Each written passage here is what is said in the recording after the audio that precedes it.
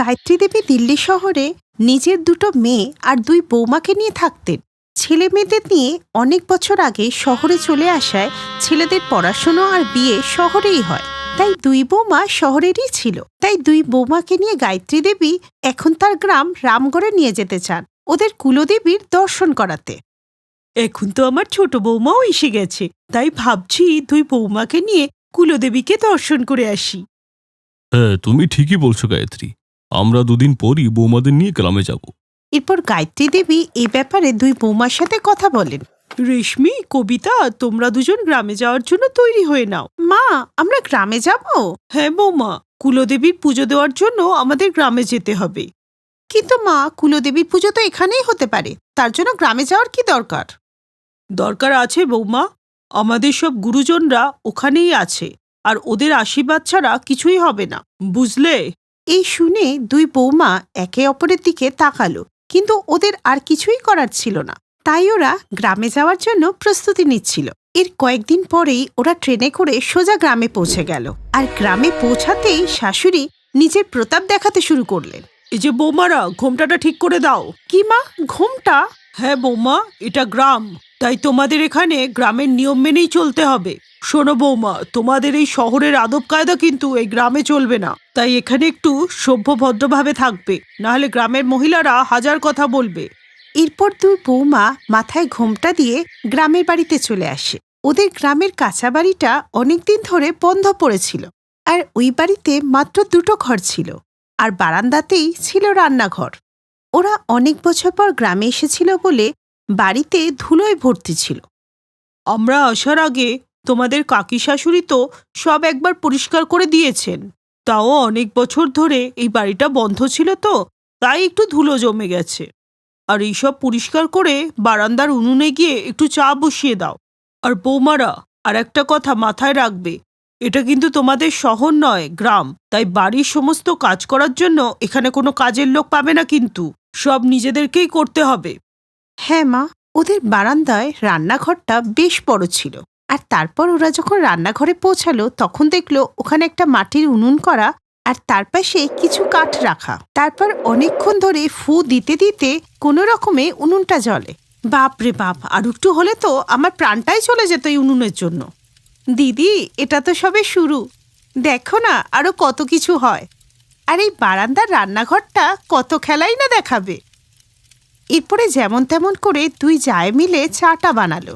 উনুনে ফু দিতে দিতে ওদের অবস্থা খারাপ হয়ে যায়। তারপর ওরা চা বানিয়ে সবাইকে দিল। তখনই ওখানে কাকি শাশুড়ি চলে এলে দুই বৌমা তাকে প্রণাম করেন। বেঁচে থাকো বৌমারা, দিদি তোমার দুই বৌমাই খুবই সংস্কারী। এদের দেখে তো মনেই হচ্ছে না যে এরা শহর থেকে এসেছে, সবকিছু কি সুন্দর সামলে নিয়েছে। উনি কি আর জানেন যে কত কষ্ট করে আমরা উনুনটা ধরিয়েছি? এর কিছুক্ষণের মধ্যেই ওরা সবার জন্য খাবার তৈরি করে। এইভাবে খোলা রান্নাঘরে রান্না করতে ওদের একটা আলাদাই মজা হচ্ছিল।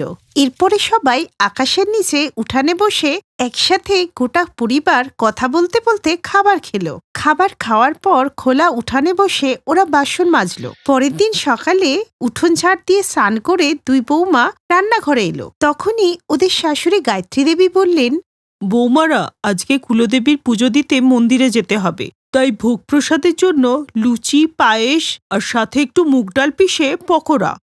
কিন্তু মা, এখানে তো মিক্সি নেই, তো পিষবো কিসে? তোমাদের এই মোটা মোটা হাত দিয়ে। মানে ওই হলো শিলনোড়া, এর ওপর ভিজে ডাল রেখে পিষে নাও। তোমরা যখন গ্রামে আছো তখন গ্রামের হিসাবেই তো রান্না করবে। ঠিক আছে মা, কিন্তু আমাদের এমনটা কেন মনে হচ্ছে যে আমাদের এই গ্রামে আনা হয়েছে আমাদের জ্বালাতন করার জন্য? কারণ আপনি তো জানেন আমরা এইসব কাজ কোনোদিনই করিনি। তো এখন করো, আর মনে রেখো এটা কিন্তু শহর নয়, এটা গ্রাম, এখানে সব কাজই পরিশ্রম করেই করতে হয়। এই বলে শাশুড়ি ওখান থেকে চলে গেলেন। ছোট, তাড়াতাড়ি রান্নাটা সেরে ফেল, না হলে মা এখনই ইন্সপেকশন করতে চলে আসবেন। ওরা দুজনা খুব তাড়াতাড়ি খাবার বানাতে শুরু করে দিল। শিলনোড়ায় ডাল পিষতে গিয়ে কবিতার ঘাম ঝরলেও ওর খুব মজা লাগছিল, কারণ এর আগে ও এমনটা কোনোদিনই করেনি। আর কিছুক্ষণের মধ্যেই ভোগ বানিয়ে তৈরি করে ফেলে। বৌমারা, ভোগ প্রসাদ তৈরি হলে চলো কুলদেবী দর্শন করে আসি।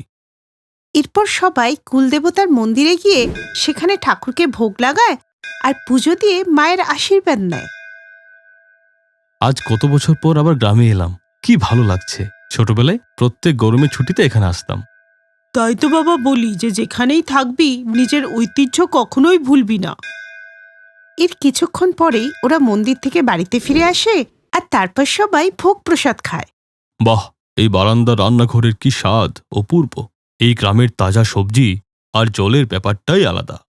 হ্যাঁ বাবা, সত্যি বললে, গ্রামের ব্যাপারটাই আলাদা।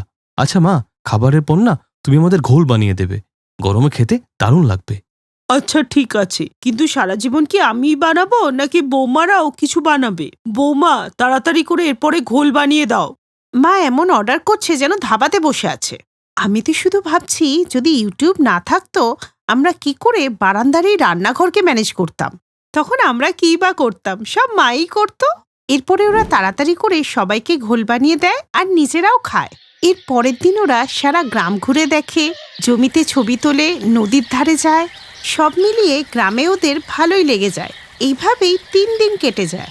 আর এই 3 দিনে দুই বউর কাছে রান্নাঘরের মানেটাই আলাদা হয়ে যায়। আর এখন ওরা বারান্দার রান্নাঘরে রান্না করতে বেশ মজা পেত। এরপরই আসে ওদের ফেরার দিন। গ্রামের এই ঘোরাটা না অ্যাডভেঞ্চারের থেকে কম ছিল না। হ্যাঁ বৌমা, কিন্তু কাল সকালেই আবার আমরা শহরের উদ্দেশ্যে বেরিয়ে পড়ব। কিন্তু সত্যি করে বলো তো, এখানকার খাবার দাবার, এখানে থাকা তোমাদের কেমন লাগলো? মা, সত্যি বলতে কি প্রথম 2 দিন খুবই সমস্যা মনে হয়েছে। কিন্তু সত্যি বলছি মা, উনুনে রান্না করা, হাত দিয়ে মশলা পেশা কাজটা একটু পরিশ্রমের, কিন্তু স্বাদটা একদম আলাদা। তুমি তো জানো মা, বেগুন আমি একদম খাই না, কিন্তু উনুনের বেগুন পোড়া খেতে যা টেস্টি। বৌমা, এই হলো গ্রামের বিশেষত্ব। মানছি গ্রামে থাকা, এখানে রান্না করা একটু পরিশ্রমের কাজ, কিন্তু এখানে থাকা খাওয়ার একটা আলাদা গুণ আছে, বিশেষ করে এই বারান্দার রান্নাঘরের খাবার। এরপরে যাওয়ার আগে দুই বউ বারান্দার রান্নাঘরটাকে ভালো করে দেখে নেয় আর আবেগে ওদের চোখ জলে ভরে যায়। আর এই রান্নাঘরে রান্না করাটা ওদের মনে স্মৃতি হয়ে রয়ে যায়।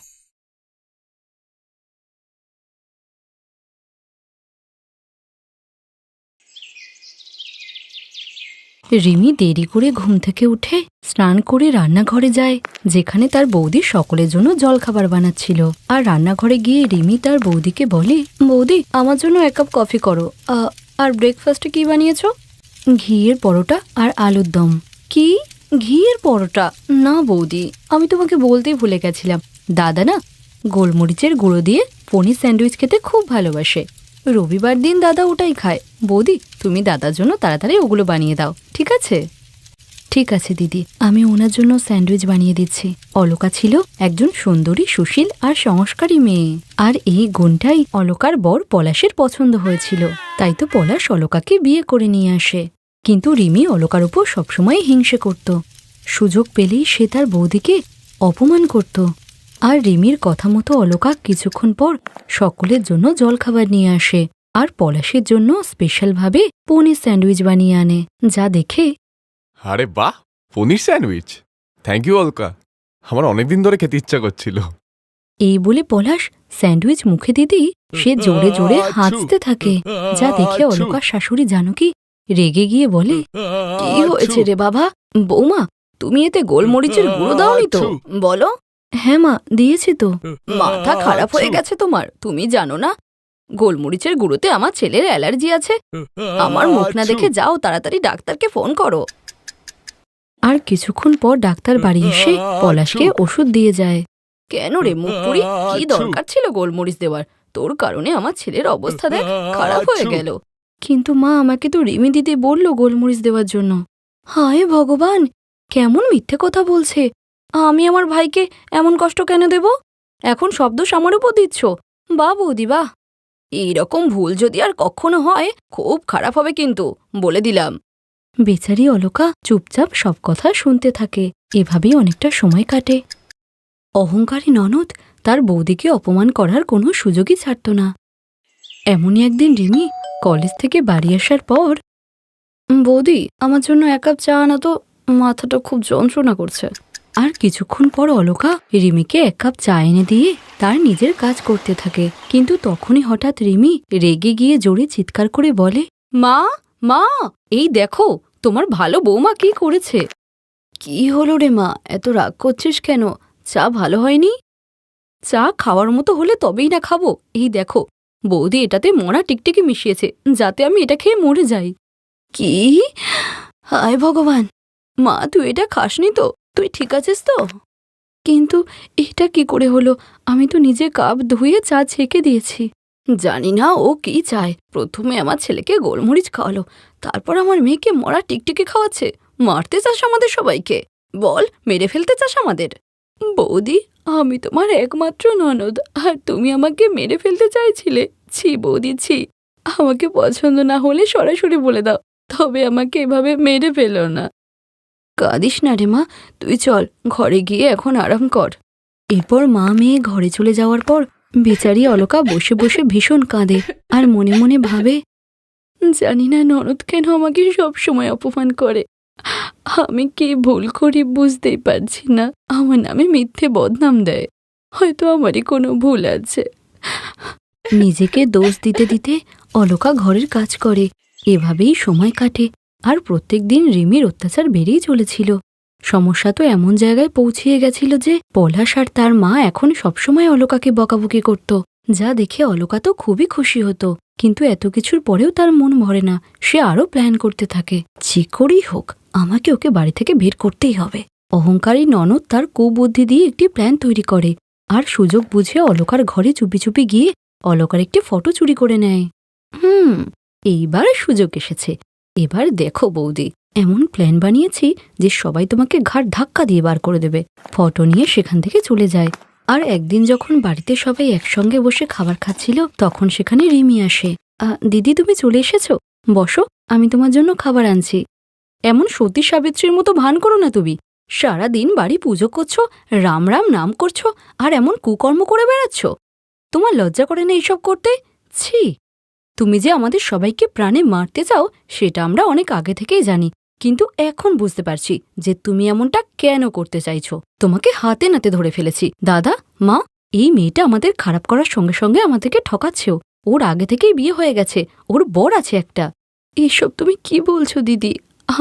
আমি পলাশকেই ভালোবাসি, ওই আমার একমাত্র স্বামী। আর তুমি এইসব কেন বলছো?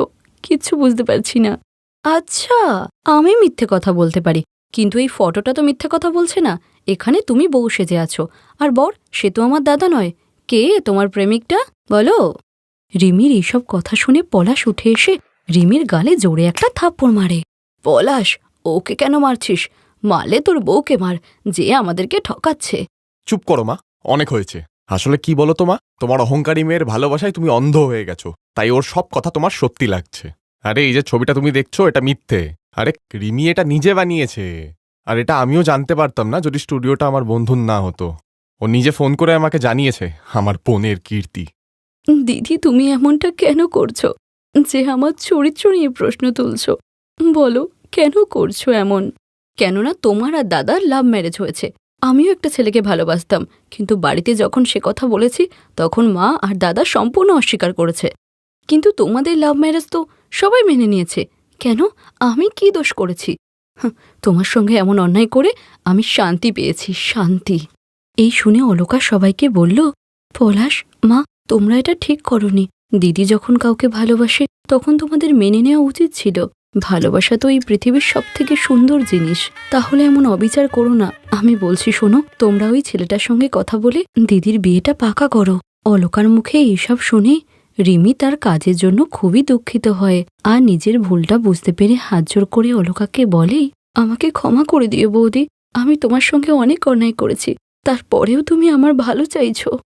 এই শুনে অলকা রিমিকে ক্ষমা করে দিয়ে তাকে জড়িয়ে ধরে। এইসব দেখে জানকী আর পলাশও তাদের ভুলটা বুঝতে পারে আর তারাও রিমির কাছে ক্ষমা চায়। আর কিছুদিনের মধ্যেই রিমির ভালোবাসার মানুষের সঙ্গে রিমির বিয়ে দেয়। Best buddies. হ্যালো ফ্রেন্ডস, এই ভিডিওটা দেখার জন্য ধন্যবাদ।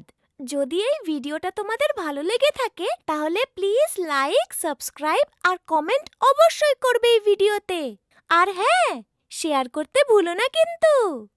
আরো অনেক মজাদার ভিডিও দেখার জন্য নিচে দেওয়া এই বেল আইকনটাকে প্রেস করো। দেখতে থাকো Best Buddies!